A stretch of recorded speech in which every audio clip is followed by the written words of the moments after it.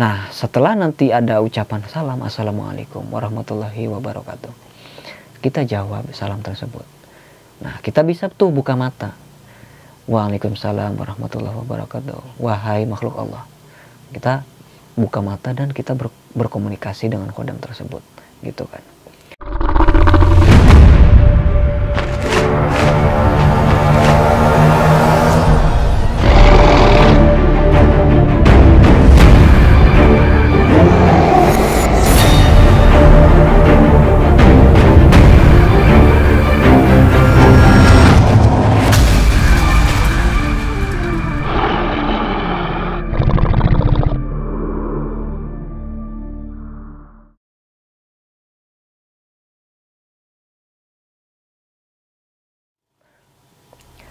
Assalamualaikum warahmatullahi wabarakatuh.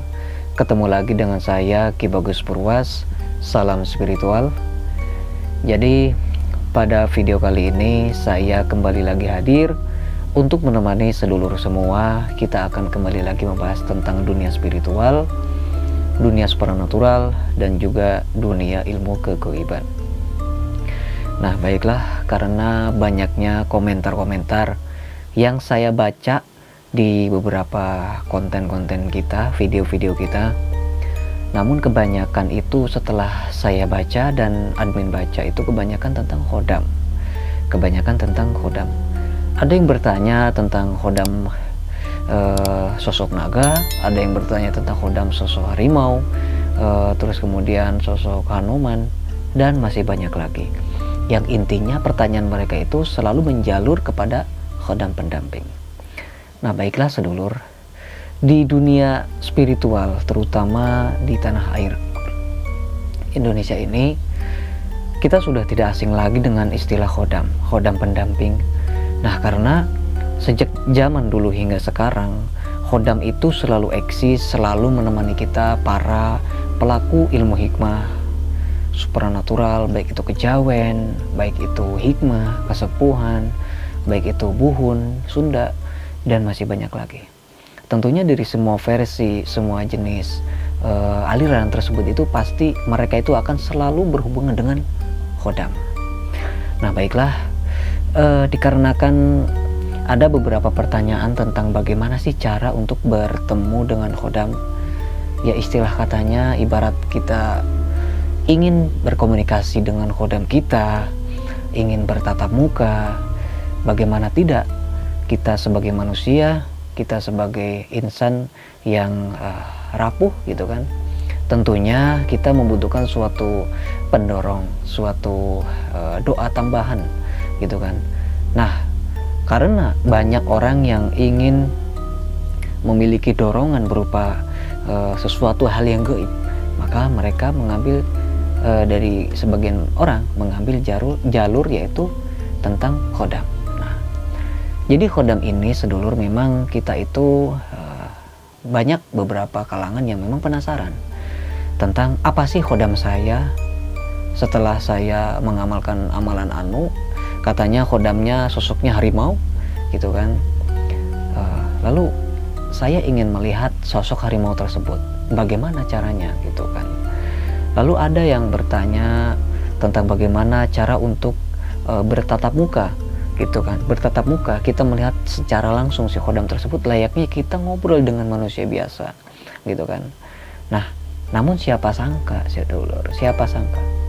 bahwasanya banyak orang-orang yang sebenarnya hanya sekedar mengobati penasaran mereka saja, hanya sekedar mengobati rasa penasaran mereka, dan tidak benar-benar ingin bersahabat secara dekat, bersahabat secara apa ya istilahnya, secara kekeluargaan lah gitu ya. Ibaratnya kita memiliki khodam leluhur, kemudian kita ingin berkomunikasi, ingin melihat keluarga kita di zaman dulu itu bagaimana gitu kan. Nah, tidak, tapi kebanyakan hanya ingin mengobati rasa penasaran saja gitu kan, kebanyakan orang.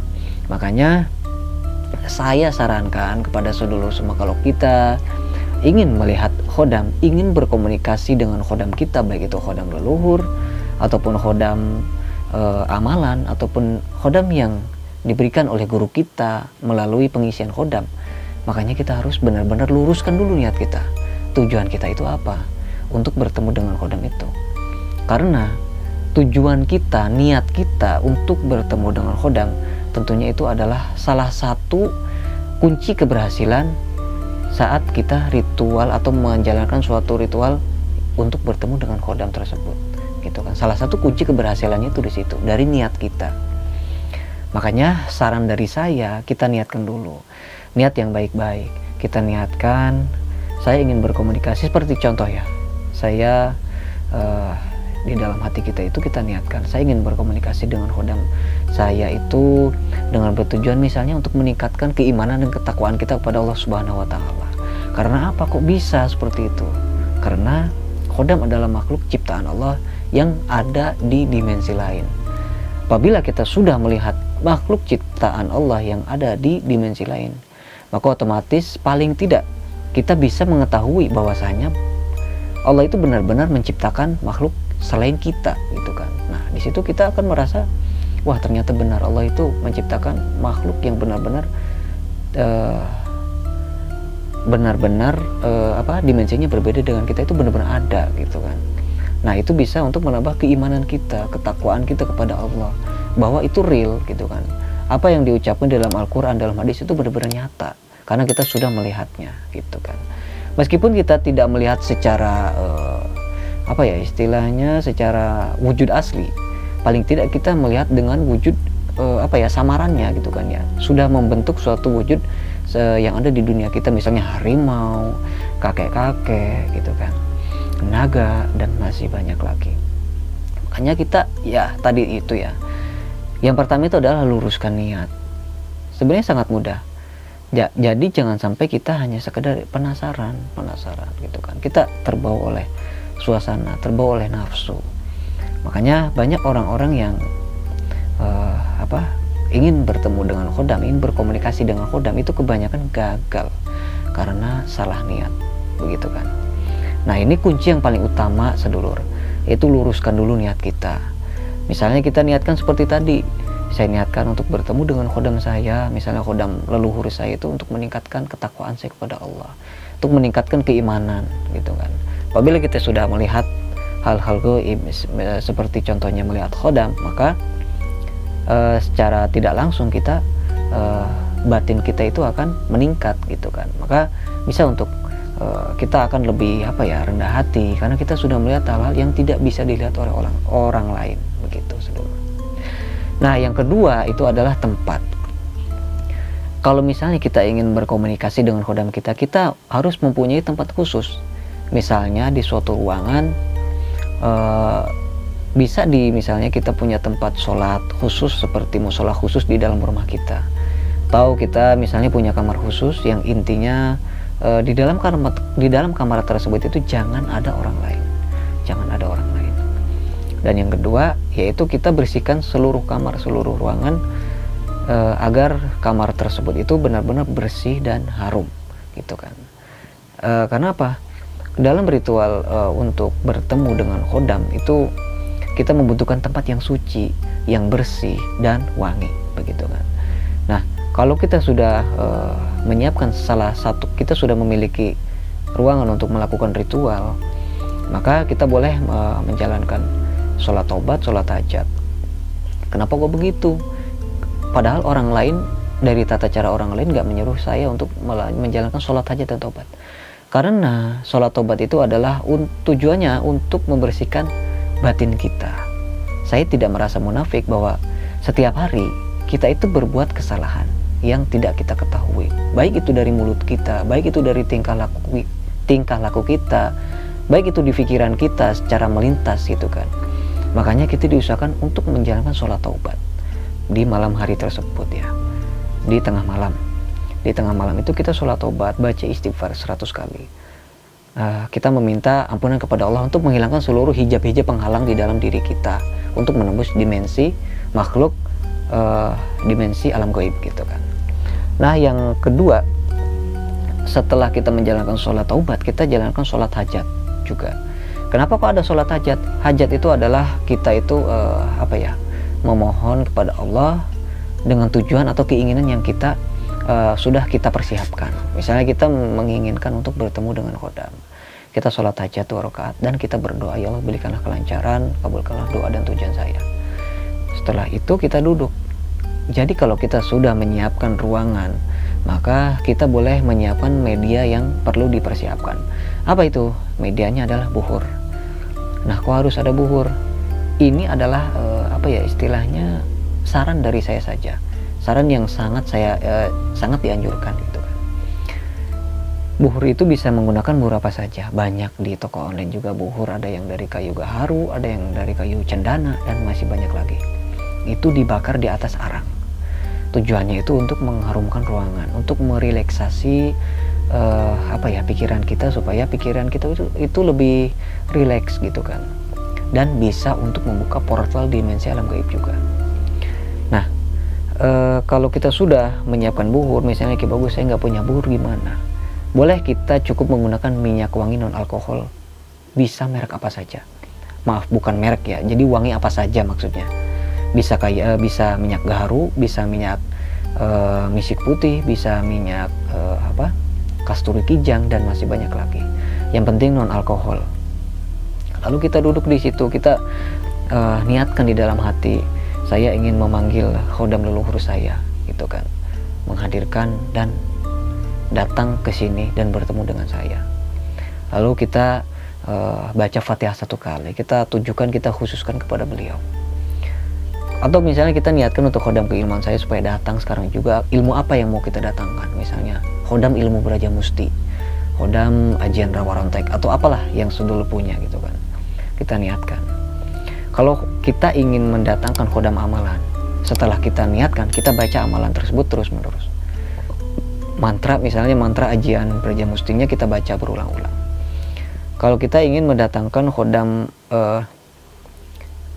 ajian Rawa Rontek, setelah kita niatkan untuk mendatangkan khodamnya, kita baca mantra ajian Rawa Ronteknya. Demikian dan seterusnya. Tapi kalau kita ingin menghadirkan khodam leluhur, sedulur, cukup dengan zikir Allah, Allah, Allah, atau ya Latif, ya Latif, ya Latif. Itu berulang-ulang, jangan dihitung. Kita penjamkan mata, terus kemudian lampunya kita matikan seluruh ruangan gitu kan. Kita misalnya kita bakar dupa gitu kan di depan kita wirid, kita zikirkan kalimat tersebut. Yang penting dalam ritual ini kita jangan berharap apapun ya, jangan. Misalnya kita buru-buru gitu kan, mana nih khodamnya kok nggak datang-datang gitu kan, mana nih kok nggak ada fenomena. Jangan seperti itu. Pokoknya kita ikhlaskan aja, kita ikhlaskan aja apapun yang terjadi, apapun yang nantinya akan kita alami, kita ikhlaskan. Yang penting tujuan kita, niat kita sudah terkirim gitu kan, sudah terkirim. Kita tinggal nunggu saja gitu kan, nunggu balasan istilahnya gitu. Kita wiridkan Allah, Allah, atau apa tadi, ya Latif, ya Latif, ya Latif.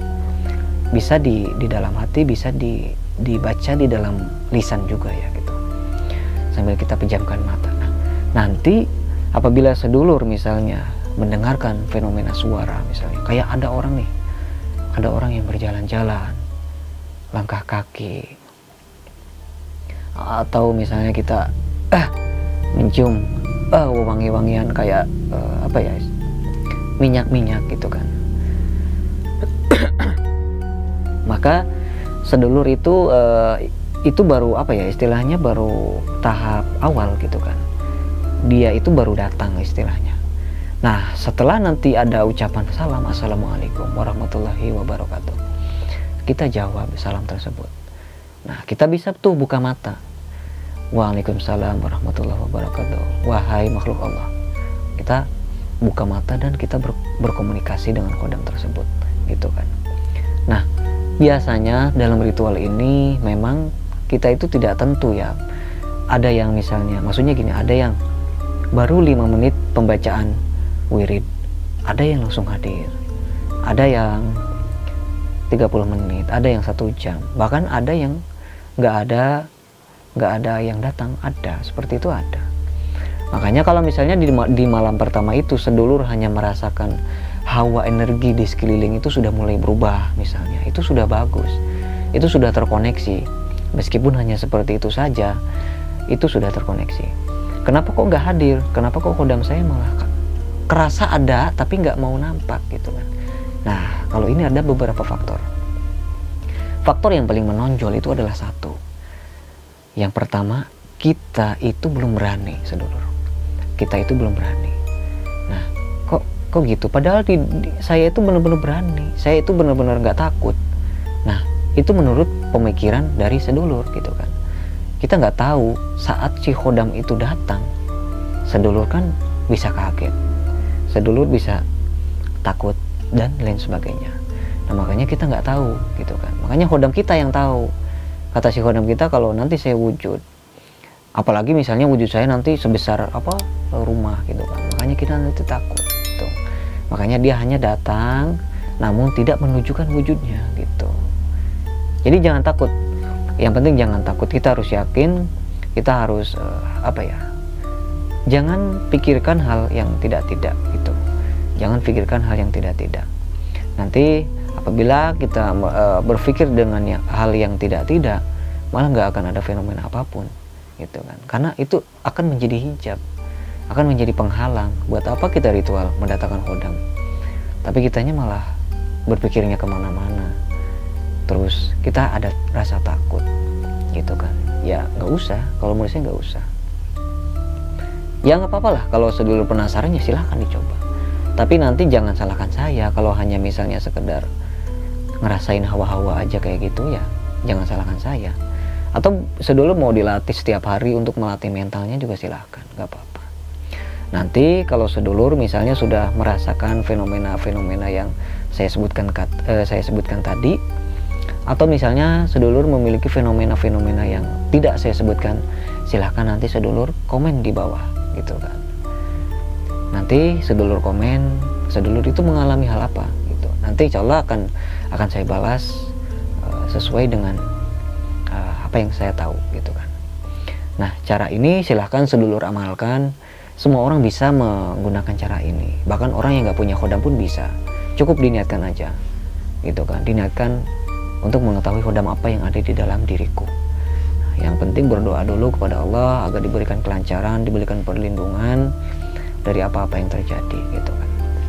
Nah, baiklah, semoga apa yang saya sampaikan pada video kali ini bisa bermanfaat untuk semuanya, terutama bagi pecinta ilmu hikmah di Nusantara ini yang sudah kehausan akan berbagai ilmu-ilmu praktek-praktek yang unik dan juga menarik untuk kita pelajari.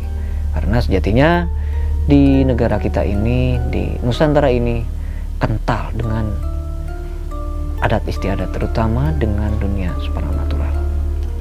Baik, saya Ki Bagus Purwas, semoga bermanfaat. Assalamualaikum warahmatullahi wabarakatuh.